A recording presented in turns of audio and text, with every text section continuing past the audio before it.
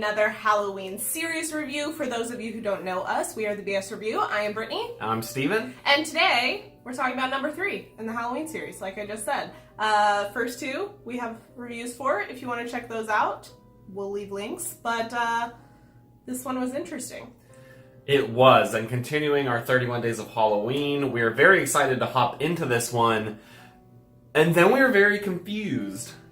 So, this may or may not be spoilers, but I feel like it's pretty known by now. Michael Myers is not in this one.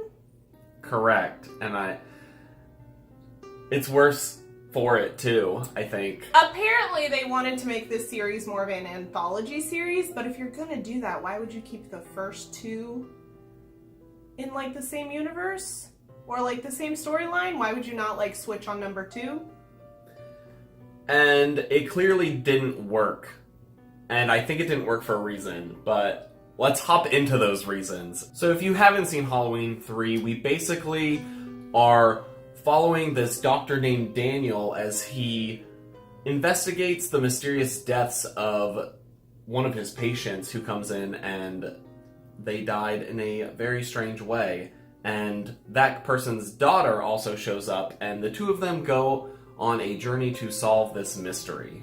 I would say the plot for this was kind of messy, but also at the same time kind of straightforward. It was really strange. Like, it's not an overly complicated plot, but they still managed to make it seem complicated, right? I think the best word for it is convoluted. Yeah. Like, it's simple, but it's so convoluted that you're just like, what is even going on? It's weird that you have, like, so many moving pieces and still manage to have, like, a boring plot. Yeah, because you are introduced to so many elements and you're sitting there being like, how does this all tie together? And then it does tie together for the most part at the end, but we were discussing before filming this, and this is a spoiler-free review, so I'm not gonna reveal anything, but I'm like, why such and such? He's like, oh, because they were this. And I'm like, what? I didn't get that from that movie at all. There's a lot of poorly defined things, and it felt like they didn't know what direction to go with the plot, and so they said, what if we went every direction at once and did them poorly? It just did not work for me at all. And it's so strange in a franchise to go from a specific, like, killer to this more, like, overarching plot thing. Like, it's not just a single person who's, like, crazy for reasons. It's like a whole organization kind of thing, and it's not just like a slasher. It's such a change in tone. Yeah, instead of being a pretty small-scale slasher film, they try and expand to be like this mega horror movie with all these moving parts and complicated plot twists and things like that, and almost none of them worked for me, I don't think. By the end, we were both just like, can this be over yet? Pretty much. Because it was, like I said, simultaneously boring and confusing at the same time. And so as always, we like to talk about characters, and so we'll start with the Dr. Daniel. And this guy He's gross. is gross. He's unlikable. He's a disgusting person. He constantly is acting in really sexist ways towards women. He bitches about his wife actually asking him to pitch in with his children. Ex-wife. He's a jerk to his kids, he's a jerk to his wife, he's a jerk to everyone. And the movie simultaneously is like wanting you to get behind this guy.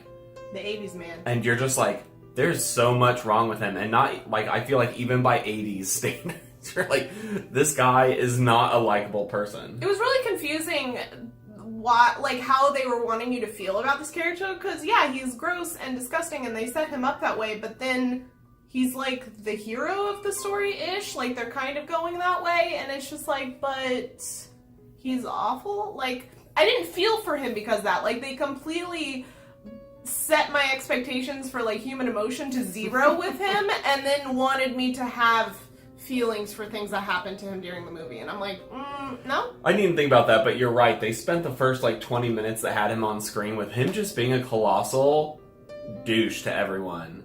We call him Dr. Dick. Yeah, Dr. Dick. And not in a good way.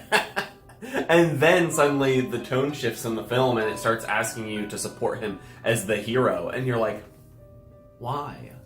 And then we have Ellie, who is the daughter of the man that we see die in the beginning by mysterious circumstances. And she's a little bit more of a compelling character, but she's still very, like, not a whole lot of substance to her. And that's not, like, a character choice. There's just not a lot you know about her character. Like, she's trying to figure out her father's death, and then she embarks on this journey with Dr. Dick. And you just don't know anything about her or her personality, so therefore I feel like the plot can just mold that character to whatever it needs to be because she doesn't have a baseline for what her character would be expected to do or how she would behave. So it was kind of shallow. Yeah, and I felt like they at least made her a little more mysterious at the beginning, and then they kind of revealed that it's not that she's mysterious, it's that she's shallow and just doesn't have anything else to offer. So overall, I don't think there was a whole lot to like about this film. I think it was a big mistake to step away from Michael Myers, and so far, definitely the weakest one in the franchise across the board.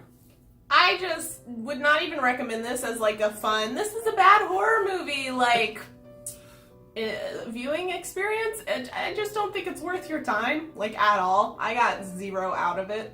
But as always, we want to know what you guys have thought about this film. If you have seen it, let us know down in the comment section below. And if you are enjoying our 31 Days of Halloween, please leave us a like on the video. We're very excited to be bringing you all this content, all of our Halloween reviews. We hope they improve from here and don't stay at this level. But we're very excited, and we want you guys to be there with us, so make sure you click that subscribe button.